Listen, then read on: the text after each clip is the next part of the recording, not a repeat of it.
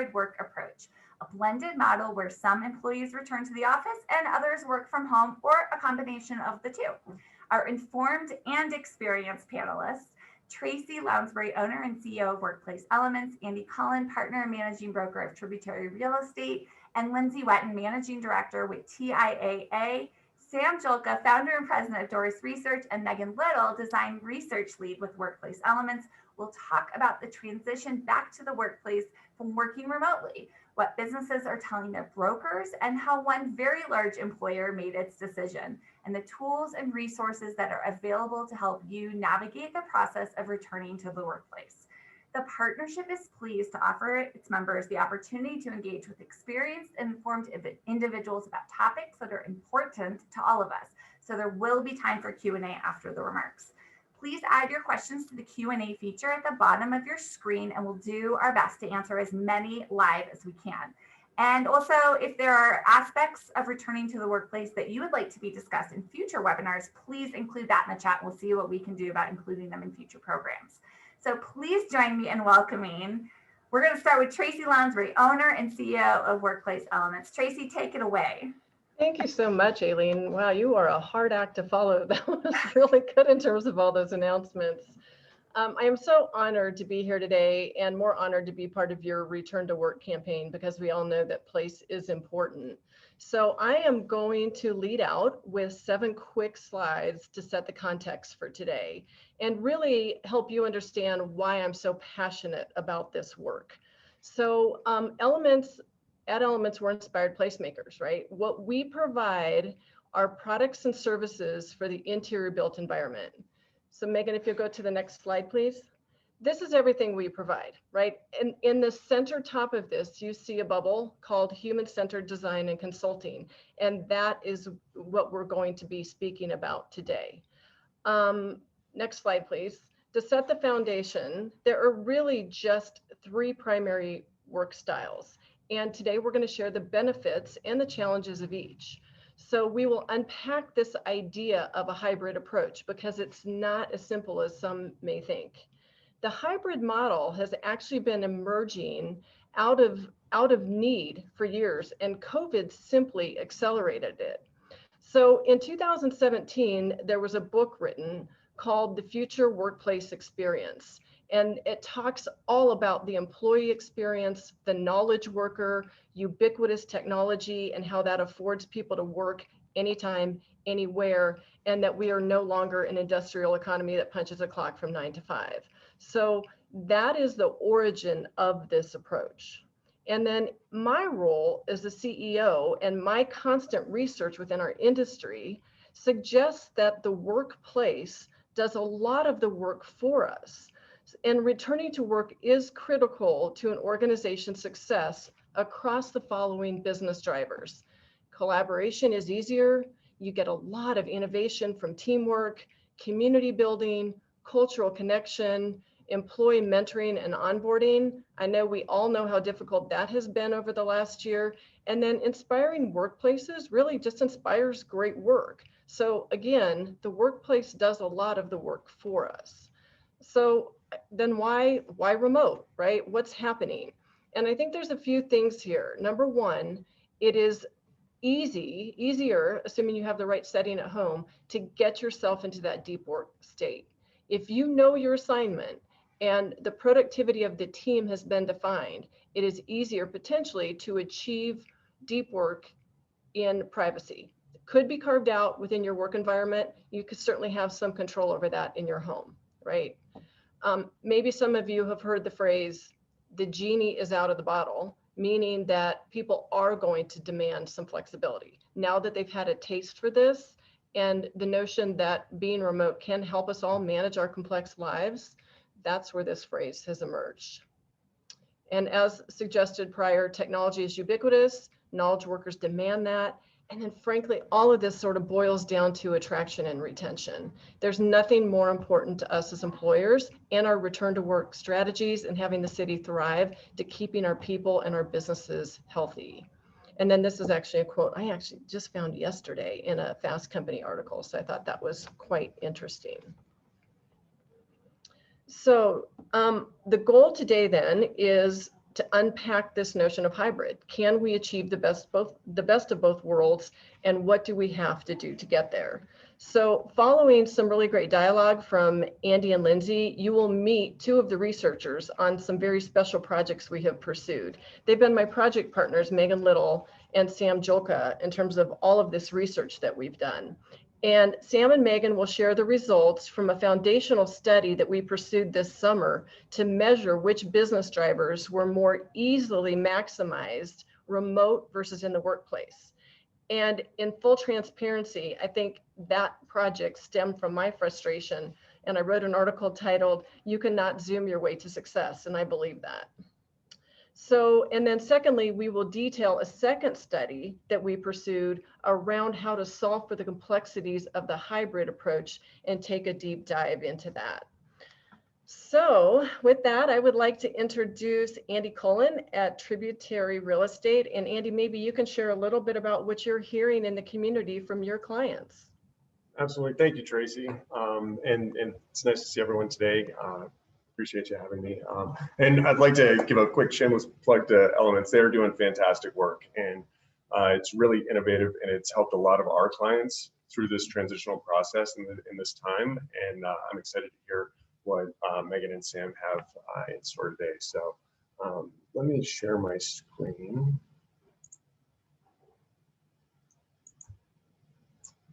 So I thought it would be very helpful to give everyone a little bit of the lay of the land of where we were pre-pandemic, and then where are we today from a market overview. Really, this is concentrated in downtown, so CBD and Lodo. The CBD Lodo downtown market is about a 30 million square foot market, and that's really all the office buildings downtown.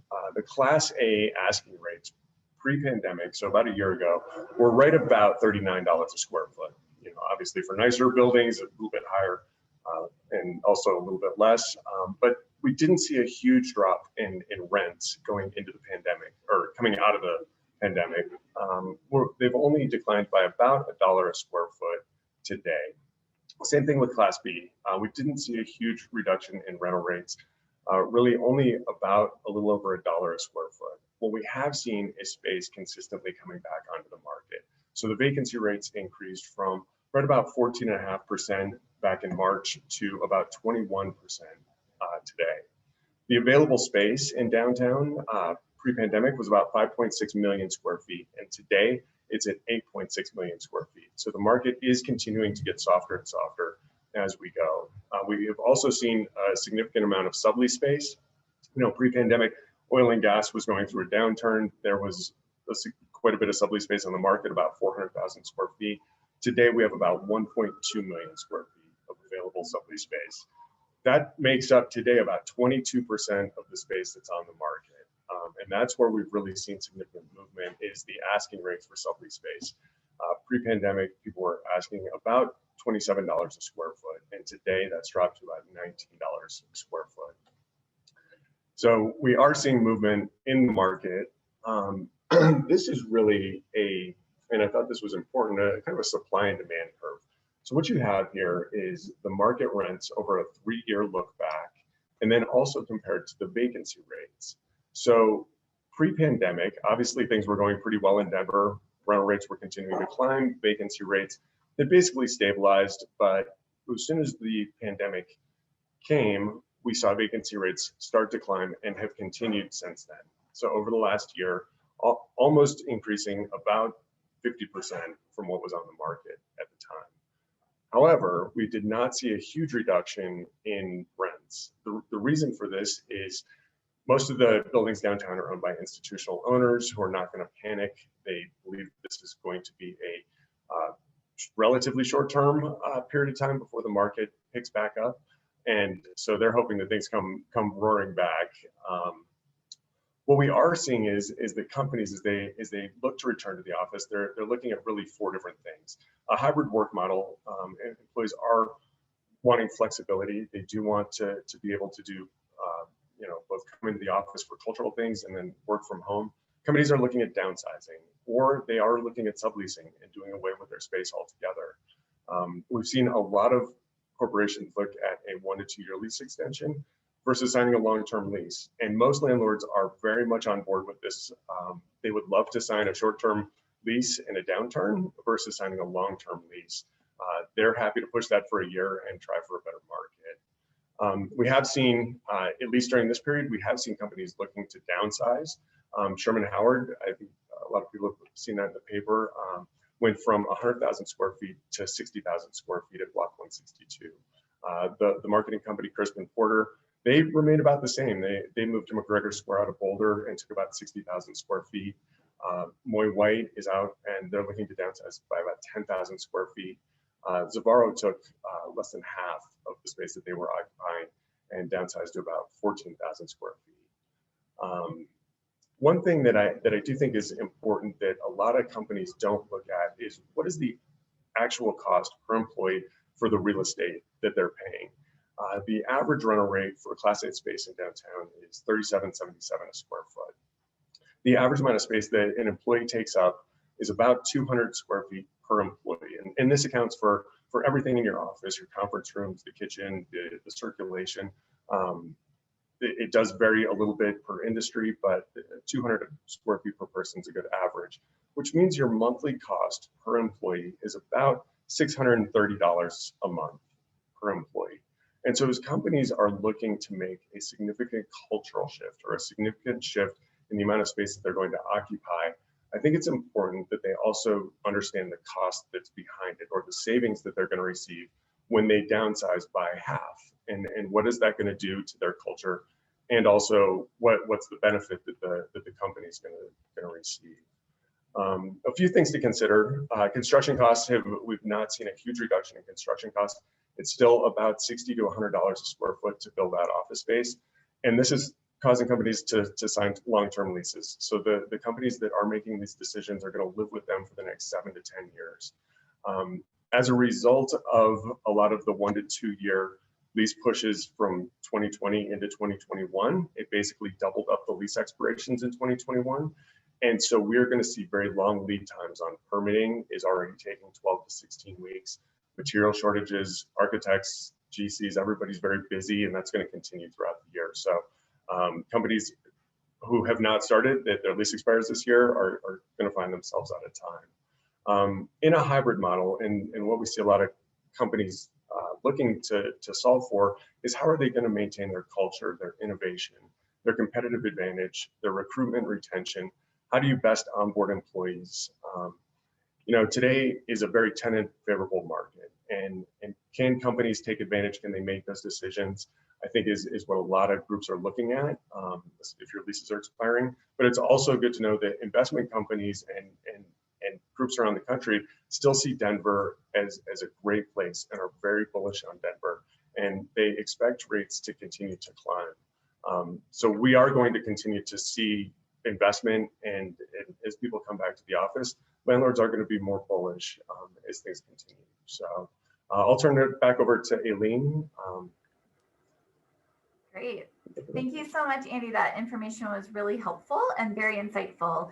Now we're going to hear from Lindsay Whetton with TIAA, and Lindsay's going to walk us through what the experience has been like at TIAA and in working on this hybrid approach. Yeah, thanks, Aileen. Hi, everybody. For those of you who don't know, TIAA, we're a financial services firm, deal with mainly the higher education segment.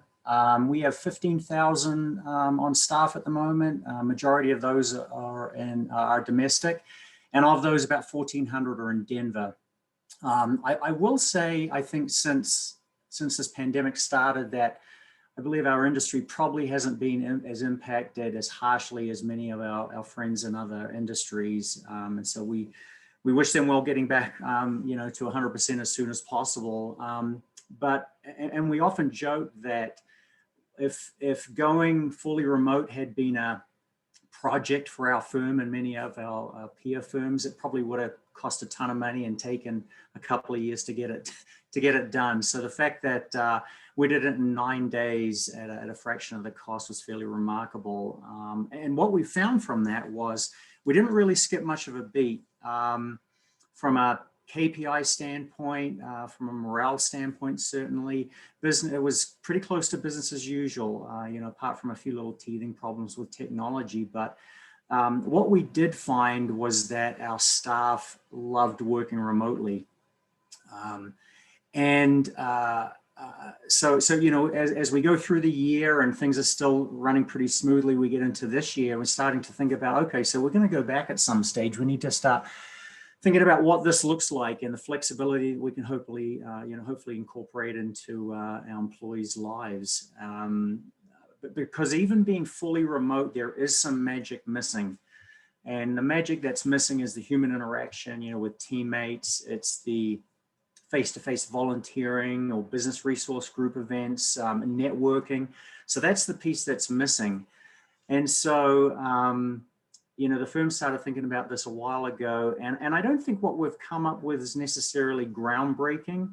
I know a few other firms that have a similar sort of structure they're putting together, but what we have done in full transparency is shared it with the staff a couple of months ago. And so we're letting them know that we have a framework of a plan in place. We're going to be returning to the office as a firm at some stage, and this is potentially going to be what it looks like. And what we're calling it is Work for My Day. And it's basically setting aside 4 different categories of work depending on the job within the firm, or personas as we're calling them. And so the first persona is fully remote. The second persona is 1 to 3 days in the office. Third persona is 4 days in the office. And then the fourth one is fully in the office. And in our estimation, the majority of the firm will probably fall into that second or third persona. So have some sort of hybrid model. One key piece with this model is that we really want an element of trust to be woven into the fabric of the plan. And so even within those personas, if folks have stuff going on that they need to take care of, there's still going to be a fair amount of flexibility for them to do that and still take care of their work. We've got plenty of logistics to figure out. And so, as I said, you know, the communication with our staff has been, listen, you know, we've got plenty of T's to cross and I's to dot, but here's the framework of the plan. Here's what it looks like, and this is where we're directionally headed. And so at the moment, it's that deeper dive into what each of those job roles look like, which of those personas it may fall into. But as I mentioned, we believe that the majority of the firm is going to be in one of those 2 hybrid models, either 1 to 3 days in the office or 4 days in the office. I think, you know, Traci had mentioned that the genie's out of the bottle. I think the genie's not only out of the bottle, the genie is gone on I-25 and is down at Colorado Springs at the moment. So, so our folks are pretty happy with this announcement that we're looking at hybrid going forward when we do return to the office. And there's a cost of not doing it in our estimation, and Traci mentioned this as well. We think from a hiring and retention standpoint and looking at that talent pool, and from an employee morale standpoint, if we go back to what we were doing before, that's going to hurt us as a business especially from a recruitment standpoint. And so what might a typical day look like? And we haven't got all the nuts and bolts figured out, as I mentioned, but it could be, for example, that we have a phone representative, you know, in the contact center or the call center. And so their persona may be in that 1 to 3 day bucket, and they may average 1 or 2 days a week in the office. And so they would have the ability to, you know, get a laptop and whatever technology they need to be able to transfer back and forth between work and home. They'd have some sort of carry bag potentially where they could, you know, transport that stuff. But what we'd want to do we want to be timing their day or 2 in the office with the rest of their team, obviously. It kind of defeats the purpose of human interaction if the rest of their team isn't there.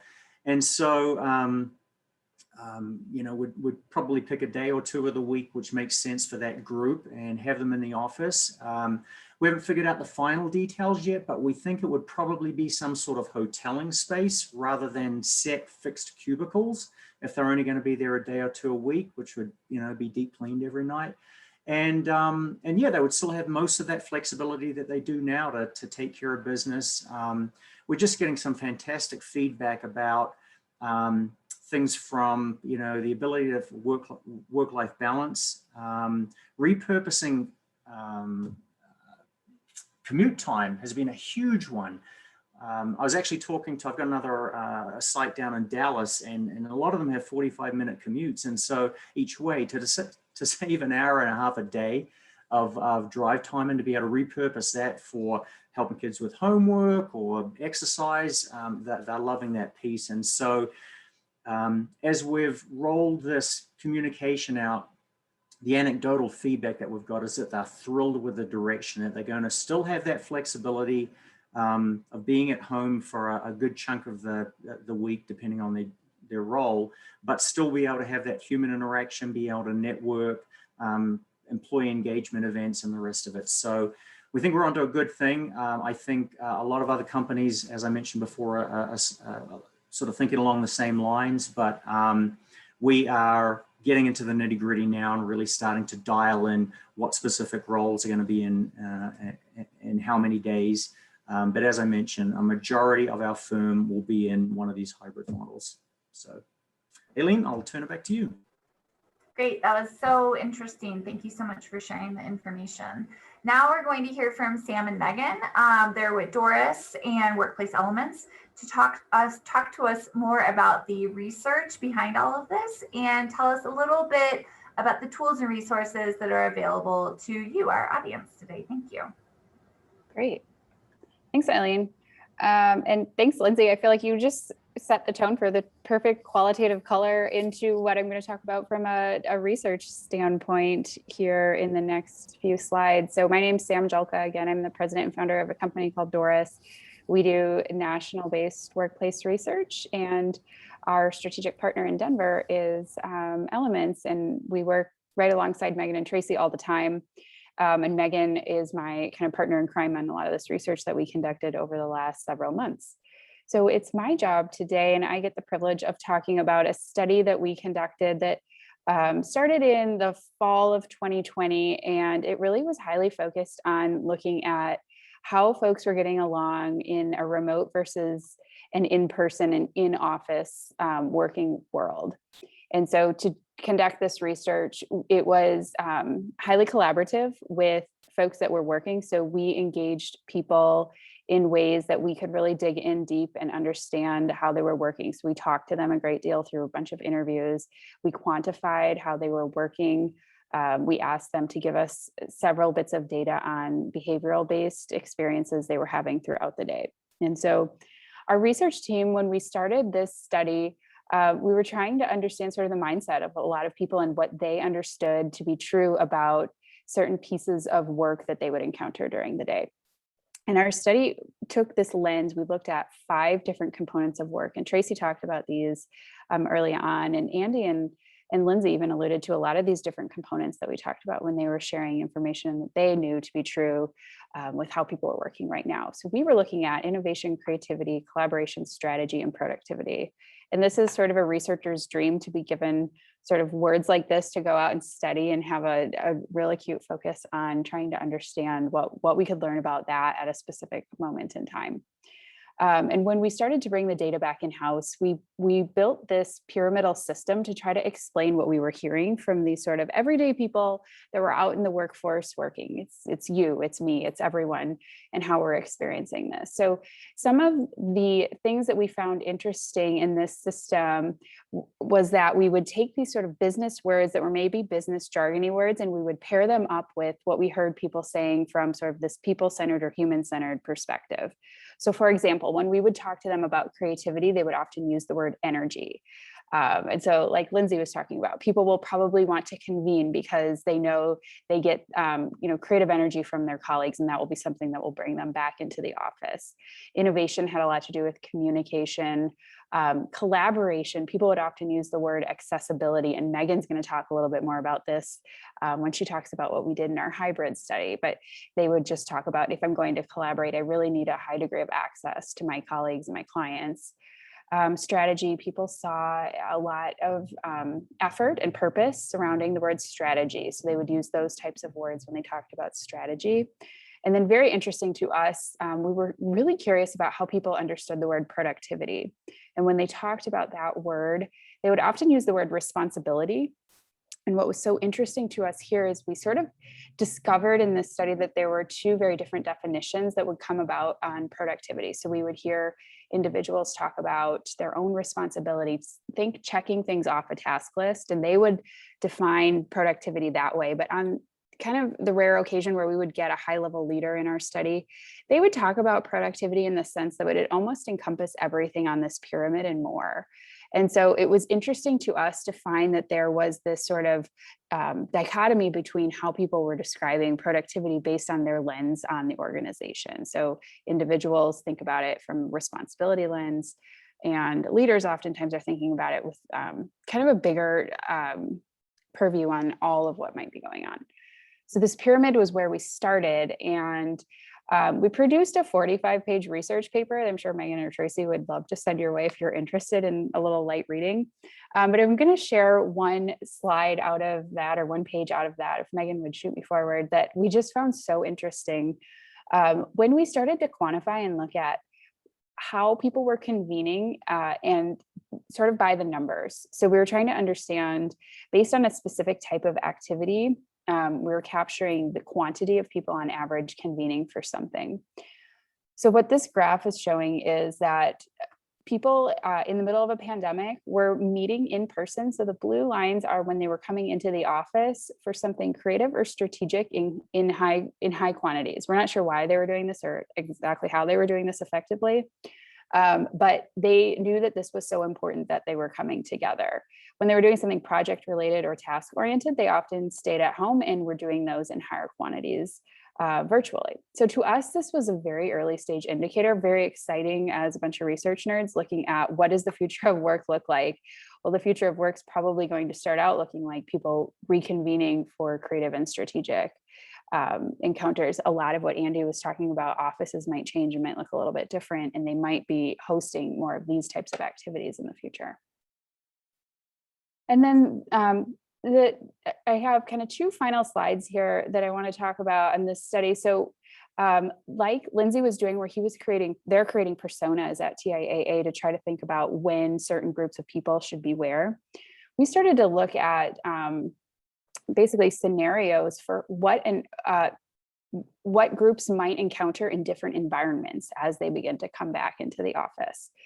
And so what we're looking at here is just scenarios that we built on the 5 components we were studying, assuming on the one on the left that an organization is fully re-engaging in the office, and the one on the right, an organization is remaining fully remote or at home. And you can see that in the one on the left, the office really does support some of those collaborative, creative, strategic encounters. It's enabling people to work more effortlessly in that situation. Whereas when we look at home or remote only, this is where we're able to do that sort of individual productivity work a little more successfully. And so what's interesting to us as the research team is, you might assume, well, if we could kind of mash these two together, it's probably the hybrid model, and it's probably bar graph bliss at this point. We have probably achieved the peak of all of them if we could put this together. But when we looked at the data, and Megan will flip me forward here, it sort of looked a little puny. So when we added everything up from what we understood to be true about the hybrid model, it sort of looked the ugliest on paper. But a lot of what Lindsay said was what we knew. So people wanted this model. It was going to be the best for work-life balance. It was going to support culture. It was going to hold talent, attract talent, retain talent. But where the challenges were going to be was effectively carrying out these 5 components in this model due to, increased needs for discipline, better understanding, how groups were going to engage and convene at what times, when, and where. So there's a lot of complexity in the hybrid model. And therefore we launched into this next study that Megan's actually going to talk about, that fully focused on how people would hybrid successfully in the future. Great, wonderful. So a lot of research out there that shows, what is hybrid and why should you be hybrid, all of those advantages. And this research is being done by a lot of different groups. So we see, 6 months ago, there were a lot of big A&D firms, big brokerage houses that are producing really great, rich documents, you know, kind of outlining these advantages. And where we really saw that we could add value is to kind of start to dig into the how. You know, we heard Lindsay saw like a lot of decisions to still be made. How can we help support organizations do that? So that's kind of what we ended up building. And so I know you're not here to hear like an infomercial about like a little playbook, workplace playbook, but that's, I'm going to just full transparency say like, we have a playbook that we made that you can go through and it helps document a lot of these decisions. But what I'm going to use the rest of our time together to do is to walk you through the different chapters of our playbook and kind of give you some insights on what were we hearing in the research with these chapters and why did we structure it in the way that we did, because I think it'll help you as you guys navigate creating your own hybrid environment, or maybe if you're even just, you know, just starting to think about it. Before I kind of dig in here, I'm going to ask you guys to do something in the chat. You'll want to toggle your chat where it says panelists to panelists and attendees. But I kind of want you to just in your chat box as you're getting ready to tell me if you had to create a hybrid workplace, where would you start? What's the first decision that you are going to have to make? A lot of decisions. We'll just see.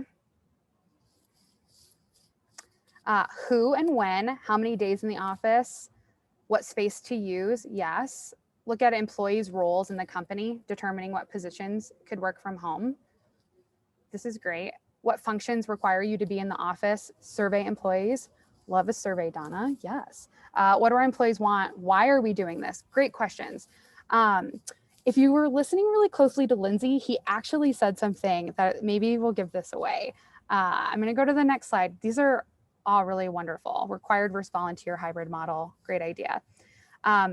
But when we started our research, what we started noticing a pattern in was organizations that were doing really well in this hybrid model already had one thing in common: trust. They all started talking about, you know, top down, it was leaders saying, you know, I trust my employees to get their work done. And bottom up, it was my manager trusts that I'm going to turn things in on time. I'm going to meet these deadlines.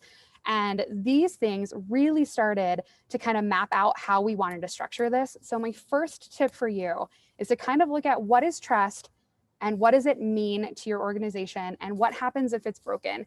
And building this foundation makes making all of those nitty-gritty parts a lot easier, because it's not easy. This is not, there's no magic bullet, unfortunately, for hybrid. So when you're doing this, you know, in the same way that we have relationships with friends and families, that if they're built on trust, it makes the hard times a little easier. Think about your organization very similarly. The next topic that we really dug into for people then is the big three. So when are people working? Is it cool if I'm working at 2 a.m. in the morning, or are we going to be an organization that's really just work 8 to 5 still? Who has more or less flexibility?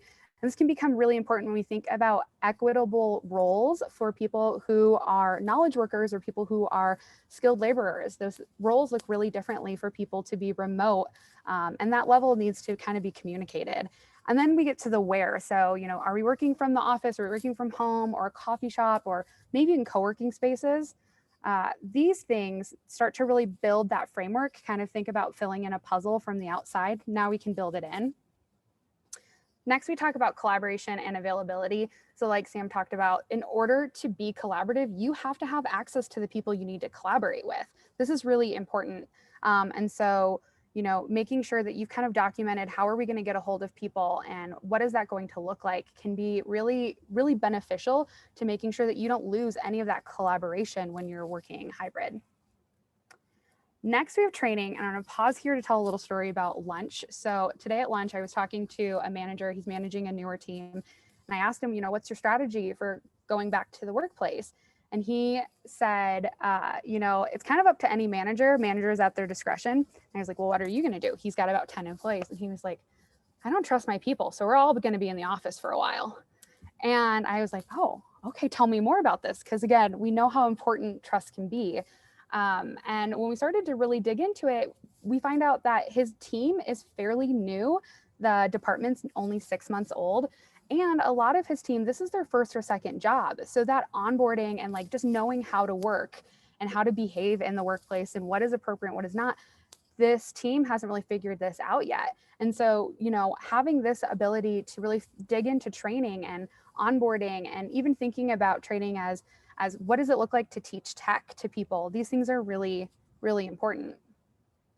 Next, we dig into safety and the physical safety of the workplace. And when we think about this, you know, I think a lot of times right now, especially in our area, it kind of feels like we're starting to see the light at the end of the tunnel. And what I want to just remind you is, like, don't forget that what you're doing now might change in 3 months, 6 months, a year, and in 3 years. Just make sure you're communicating that with employees, you know, figure out what's your, you know, safety plan for returning to work.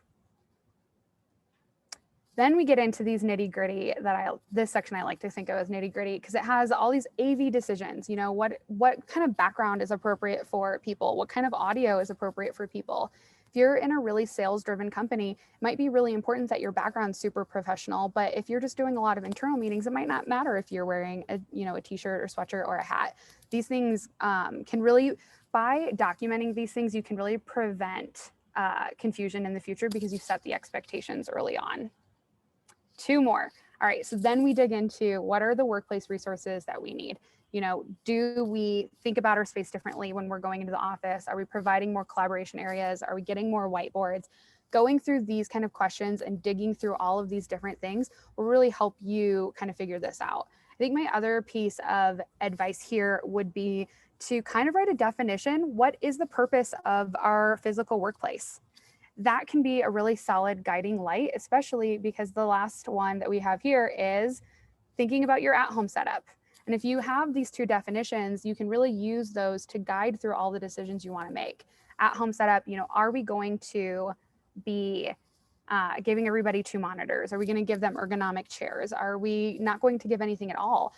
These decisions can be really hard to make. And so just documenting them, making sure that you're communicating with your team, and make sure that you're really purposeful in how you're thinking about this in the future. So that's the end for my part, and I will hand that back over for Q&A. Great, thank you so much. We're getting a few really great questions. First, I just want to say, if you haven't checked out the Q&A, Lindsay has been asked and answered a couple of very specific questions about TIAA's experience. So instead of having him talk right away, I did want to get to one of the questions that I think maybe several of you could answer. The first one I wanted to open up with is, how would the hybrid model work in situations where there is a lot of meetings outside the office with other firms or agencies? Andy, have you experienced this kind of question with some of your clients? Lindsay, have you guys thought about it? Megan, Sam, did you study this at all in your research? Just chime in, whoever wants to start first. You know, I think it is one of the biggest challenges that people face, is having people in different environments and creating that collaborative feel for a meeting to be productive. And that's where the technology really comes into play. And people are going to have to make that investment in order to allow this hybrid model to be effective. To make sure, if you have 5 people in a conference room and 5 people on a Zoom meeting, how does that all function and function well, so you still have the innovation and team building that you want out of those meetings. And I think that is going to be one of the challenges. There is some fantastic, and Traci can probably speak to this, some fantastic technology out there that really does allow for that, but it's gonna cost. So. Great, and Traci had some additional thoughts she wanted to share. Sure, I'd be happy to. That obviously comes with some planning. I mean, for those of you who have begun to experience some people remote, some people hoarded into a conference room, other people in the workplace, do you have enough sound masking? Do you have enough docking stations so people can plug in anywhere? What if you have latency? And if you have even a 5-minute delay while everybody in the room is trying to get their technology set up, it is just the productivity loss, and you can monetize that, is pretty significant. So that is an area of interest for sure. Aileen, there's a few other questions here. Yeah, well, there's one that just came in that I feel like we should totally answer. Yeah. So the question that I just saw pop in, what do you think if workers only come in a few days a week, and how will that affect our economy and not make a city desirable? So I'm going to give it a shot. We kind of thought this question would come up. And then since we have a few of our board members on this panel, I want to offer them the opportunity to add. The Downtown Denver Partnership is an economic development organization, and we want to make sure that our companies in downtown are healthy. And that means being able to attract the best and brightest employees. And so if that means that they come into downtown Denver a few less days a week, but they're still, very successful and very competitive, that's good for our local economy and that's good for our region. So we are very supportive of that. And the truth is that downtown Denver is not activated just by employees alone. Our visitors to downtown, both local and out-of-state visitors, are actually make up the vast majority of visitors to downtown Denver. And so the employees in downtown are the frosting on the cake, and we need healthy companies to have healthy employees in downtown. Traci or Lindsay, did you want to add anything that I may have missed in that answer? Yeah, I couldn't have done any better than that. Elaine, well done. Agreed. I might add just one bit of this. I've heard this question before in other cities. And one thing that's interesting is it's not like organizations that occupy their space at 100% occupancy every day, all day, even before the pandemic. We were operating. I mean, when we would actually collect that data, you're at, in some situations, lower than 60. So when they start to concentrate in these numbers, it might not look too different. Yeah.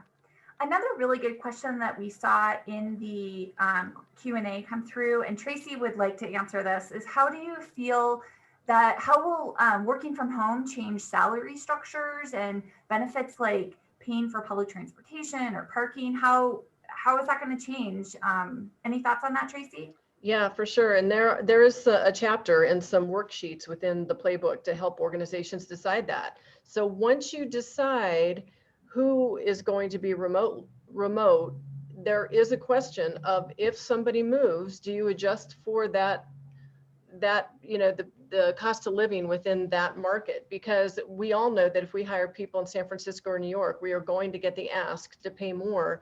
An organization is going to have to decide, number one, if they'll allow that practice, and number two, will you either upgrade or downgrade those salaries, which is a really interesting dialogue. There's also some worksheets in there about, will you pay for public transportation for when they do come into the office? Will you provide a work from home setting, and which items will you pay for versus what they will be expected to pay for? So there's a lot of detail in the decision making around that. That's really helpful. Thank you, Traci. Did anybody read this Google article that Maya had put in the chat? Curious what you think of the Google approach to reopening their office, and then she added a link. Is anyone familiar with that and could answer it? I didn't want to open it up. I didn't want to mess up my moderation. Megan, are you familiar with that? Slightly. I'll say what I know, and then I'll answer it with what I know. So what I know is that they want as many people to be back in the office as possible. So they're going to start asking that people apply if they want a 12-month remote extension. And what I would say is Google's really driven by innovation. And so if their number one priority is to be innovative, we see a lot of research shows the physical office really supports that. And they also have the culture that they're building at Google with providing breakfast and providing lunch and sometimes providing dinner and snacks. There's a huge reason to go into the office to be provided for with those things. So I think sometimes we're really tempted to look and try to be Google, but what's your priority? If you are an innovative company and you have those kind of resources, you might have great way to say, we're all coming back. But if you're an accounting firm, how hard those people work and the heads downtime that they need. And there might be a strategy that works really well for you in that. Something that I know just generally about Google too is how much they're driven by metrics. I mean, I believe that they still have internal teams that measure the productivity of their workforce on a regular basis, even before the pandemic. So they are really driven by productivity and outcomes. And I would bet that they're analyzing the productivity of their workforce now. And if they make an ultimate decision, it's going to be guided by actual data that helps them make that decision. Yeah, Aileen, tagging on to that, Microsoft published an article within the last couple of weeks using all of our data, Yes, right? really Yeah, which cool. was a fascinating article. If I could probably go find it quickly and throw it into chat if anyone wants to see it, but it is very data rich about what employees want and need and with the expectations out there based on what they're seeing. Yeah, that's great. I think we still have a few more questions out there. I really liked the question that Ishmael just added to the chat a little bit. I mean, how much does this cost, and how do you pay for it? Who pays for it? And Aileen, we've seen so many different approaches. I think the first thing to decide is, and maybe it's consistent, Lindsay, with some of your decision making with your different personas. If someone's going to be at home 1 day a week, would they get, as an example, the same equipment, the same stipend potentially as somebody that's at home 5 days a week? I also don't want to overstate in that you probably want to consult HR and legal in some of those decisions, because if I'm sure that there's going to be some new taxable something that if somebody's at home 5 days a week, it will all of a sudden be an expectation that you provide a home office, and some of that could even be taxable. So I want be careful with that. But you know, Ishmael, at a base level, I think it's fair that a lot of people like adjustable height surfaces. Monitor arms are lovely. Dual monitors are a must, and the most important is probably an ergonomic chair. But there's software applications that you're going to have to decide if you'll provide. There's a whole list of things that we've included in the book potentially. Let's get to Raj's question in the Q&A. It is a great question, because what I love actually is that his last statement is people seem to generally think that work from home flexibility is a benefit. So perceptions changed, is reality changed? How do you manage perceived inequities if certain groups are being asked to come in 4 days a week and other groups are being asked to come in maybe just 2 days a week? Megan, do you want to take this one? I was going to actually ask Lindsay to go first. Okay. I think he unmuted. I think you've got something. I can tell. Well, I think that's just a matter of being able to explain the why behind it. You know, the way that we're getting to our decisions is a lot of discussion with everybody right down to that frontline level. In addition to really going back pre-pandemic and looking at, listen, what is helpful face to face and what isn't, what can we do without? And so I think, maybe a few folks that aren't completely happy with where they end up, but my guess is that since we're going to hybrid for most of the firm, that we should be in pretty good shape. But it is important to be able to explain the why behind that and talk through some of those details. Thank you. Any other insight you want to share? I think, yeah, just communicate. You might think that you're like, well, we already sent out the email. I want you to know your email isn't enough. Like, that sounds really harsh, but like, communicate verbally, communicate as a leadership team, and communicate as managers, and be all on the same page. Communicate in different modes, email, in a town hall, in a video, and use as much as you can, because it takes a while for people to like really start to get into that. And again, you're building trust long term by communicating these over and over and over again. I was just gonna say, it sounds like it all comes back to that culture of trust. And I know this isn't this isn't a session on building trust, but any thoughts or suggestions? Because I've seen a few comments out there that maybe there's some of our attendees that are feeling like that trust is maybe lacking in their organization. Any just ideas to get them started on that conversation? Hey, Megan, will you share the exercise we pursued yesterday? I thought it was critically important. Don't forget, we're pursuing all these same practices, right? We're putting ourselves through our own study. Yeah, so we came up with 13 scenarios that we ran our entire company through. We broke them out into like groups of 6, and each scenario kind of tackled a different thing. But what we had them start out by doing is we asked the whole organization in their groups to write one sentence of what does it mean to have flexibility. So what does it mean to be flexible? A lot of people are going to use the word trust, or like treat me like an adult. That's another favorite of mine. And then ask like, what happens when you break trust? And those conversations can get a little bit harder, but like by opening that dialogue, I think sometimes that can really open up trust. I will also add, it takes just like put your brave pants on and tell a leader, I don't think we have trust. I don't think we have it. I don't think we're nailing it. It's really hard. And you might be thinking like, that's not my job. That's a really scary thing to do. But, we have a lot of leaders on this call, so I'd be curious what you guys think, but like, they don't know if they don't know. They don't know if you don't help them. And I think it's all of us individually in an organization. It's all of our responsibility to try to achieve that level of trust and be open and honest about it. But it's really hard. Well, I will tell you, I was on cloud nine for a little while last night because I got to see some of the chats. And by engaging the employees, they were so articulate and so smart, and they came at it with an ownership mindset about how we solve these 13 scenarios and what it means to trust. And I saw some of the chats going back and forth, and they're like, oh my God, this is amazing that they asked our opinion, and this is how trust gets built. And, and they said, I had no idea how the interplay of all these factors and how complex this is. So all of a sudden we built trust that we invited them in, and they understand and have some empathy for the decision-making process in their best interest. So it was a wonderful exercise. That's great. We are basically at time. I think there's one question we might be able to try to answer really quick. Do you anticipate this being an okay interview question to be asking from both sides, as maybe the interviewee and the interviewer? Any thoughts on that? I would actually ask your HR person to make sure. There's so many new labor laws right now. I would make sure that we can ask that question, but it does seem like that's a good cultural fit question. I'm sure as employers, we're going to get that.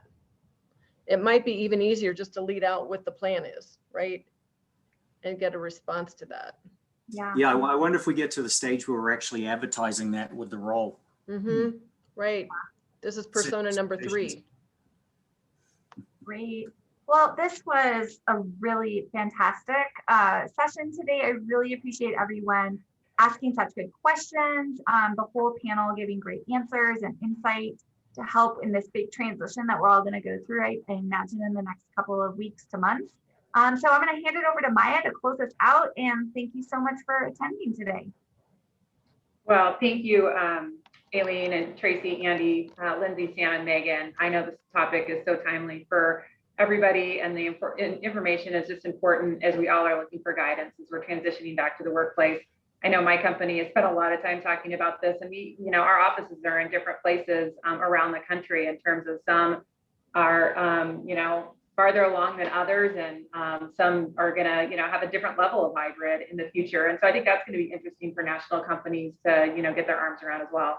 A special thanks to John Berge and the Urban Villages for their sponsorship of today's member briefing as well. If you want to learn more about these resources, or if you have information that you'd like to share with your fellow members, again, please visit our member information and resource web page at downtowndenver.com. So thank you everyone for joining today. Have a great afternoon and stay safe and be well out there. All right. Thank you. Bye.